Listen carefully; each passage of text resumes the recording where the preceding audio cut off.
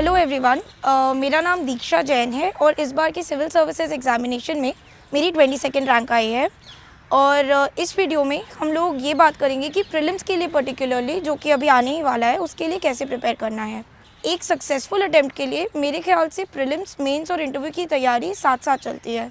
पर फिर भी अगर हम लोग प्रीलिम्स का कुछ अगर अलग करना चाहें तो वो ये होगा कि जब भी आप कोई बुक पढ़ें, जो भी आपके सोर्सेज हैं, तो उसमें आप फैक्ट्स पे ज़्यादा ध्यान रखें।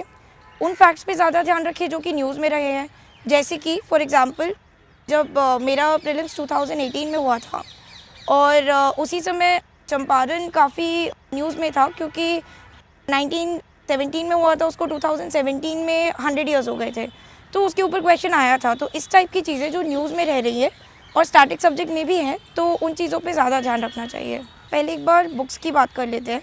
अपनी प्रिपरेशन में मैंने बहुत ही बेसिक बुक्स को ही रेफ़र किया है। जैसे कि मैंने हिस्ट्री के लिए सिर्फ एनसीईआरटीज़ की थी, ओल्ड एनसीईआरटीज़ 11th-12th की, और ज्योग्राफी के लिए भी मैंने एनसीईआरटीज़ की थी, और एक जीसी लियोंग करके बुक आती है, मैंने वो भी की थी। उसके अलावा इकोनॉमी के लिए मैंने कोई बुक एज सच नहीं पढ़ी थी। श्री राम कोचिंग मटेरियल का नोट्स आते हैं इकोनॉमी के, मैंने वो किए थे। और मैं ये कहूँगी कि पॉलिटी के लिए लक्ष्मीकांत काफ़ी है, उसके अलावा आपको कुछ और रेफ़र करने की ज़रूरत नहीं है। और आर्ट एंड कल्चर के लिए मैंने गवर्नमेंट का सीसीईआरटी मटेरियल और एनसीईआरटी की थी। इसके अलावा करंट अफेयर्स के लिए मैंने रेगुलरली न्यूज़पेपर पढ़ा था, द हिंदू, और उसके नोट्स भी बनाए थे, जिनको मैं कॉन्स्टेंटली रिवाइज़ करती रहती थी। और मैंने एक मंथली मैगज़ीन भी की थी। अब प्रीलिम्स की तरफ एक अप्रोच की अगर बात की जाए, तो प्रीलिम्स ऑब्जेक्टिव और फैक्चुअल होता है। तो मैं ये कहूँगी कि आप अपनी रीडिंग में फैक्ट्स की तरफ स्पेशल ध्यान दें, और उन फैक्ट्स की तरफ ज़्यादा ध्यान दें जो कि हाल फिलहाल में न्यूज़ में रहे हों। उसके अलावा एक बहुत इंपॉर्टेंट चीज़ प्रीलिम्स के लिए होती है, जिसको बोलते हैं टेक्निक ऑफ एलिमिनेशन। क्योंकि आपको एक क्वेश्चन में 4 ऑप्शंस होते हैं, तो आप, अगर आपको सही सवाल नहीं भी पता है, आप गलत वालों को एलिमिनेट करके आप मोटा मोटा आंसर की तरफ आ सकते हैं। इस टेक्निक के लिए बस एक ही रास्ता है, वो ये है कि आप प्रैक्टिस करें। जितने हो सके आप मॉक पेपर्स को सॉल्व करें, और जो यूपीएससी के पुराने पेपर्स हैं आप उनको भी सॉल्व करें। यूपीएससी के पुराने पेपर सॉल्व करने का एक सबसे अच्छा फ़ायदा ये होता है कि आपको समझ आ जाता है कि यूपीएससी किस तरीके से प्रश्न पूछता है। काफ़ी बार मॉक पेपर्स में ज़्यादा कॉम्प्लिकेटेड सवाल होते हैं, और ऐसे सवाल होते हैं जो कि कुछ ज़्यादा ही डिटेल्स में घुस जाते हैं, जबकि यूपीएससी ज़्यादातर सरल और सीधे सवाल पूछता है, ज़्यादा उनको कॉम्प्लिकेट करने की कोशिश नहीं करता है। तो मेरे ख्याल से यूपीएससी के पेपर्स लगाना तो बहुत ज़रूरी है। मॉक पेपर्स लगाते समय एक और चीज़ जिसका मतलब मुझे बहुत सीखने मिला था अपने पहले अटैम्प्ट और दूसरे अटैम्प्ट के बीच में, वो ये है कि जब आप मॉक पेपर्स लगाएं, उसको एक लर्निंग के तरीके से देखें।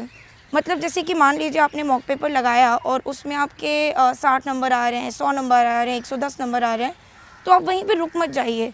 जो सवाल आपको नहीं आया है, जो इन्फॉर्मेशन आपको एक्स्ट्रा मिल रही है, आप उसको वहीं पे लर्न कर लें। जो सवाल आपको लग रहा है कि डिफ़िकल्ट है, फिर बार बार भूल जा रहे हैं, उनको आप बार बार रिवाइज़ करें। जब आप ये करेंगे तो इससे ये एक हो जाएगा कि आपको, एक तो आपका नॉलेज बहुत वाइड हो जाएगा बेसिक बुक्स के अलावा, और दूसरा, अगर उस सवाल से रिलेटेड कुछ भी मेन एग्जामिनेशन में आता है, तो आपको एक संतुष्टि रहेगी कि हाँ, ये मैंने पहले किया था तो मुझे इसका आंसर आता है।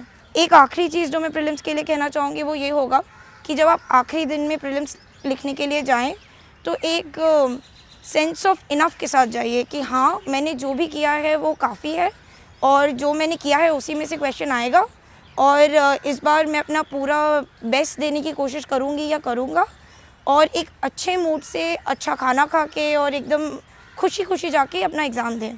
और एक आखिरी चीज़ जो मैं और ऐड करना चाहूँगी वो ये होगा कि प्रीलिम से करीब 1-2 महीने पहले से आप अपने आप को शांत करने की कोशिश करें। एक मेंटल कामनेस जिसे बोलते हैं, आप इसके लिए चाहे आप वॉक्स पे जाएं, मैं मेडिटेशन करती थी, मैं रनिंग भी करती थी।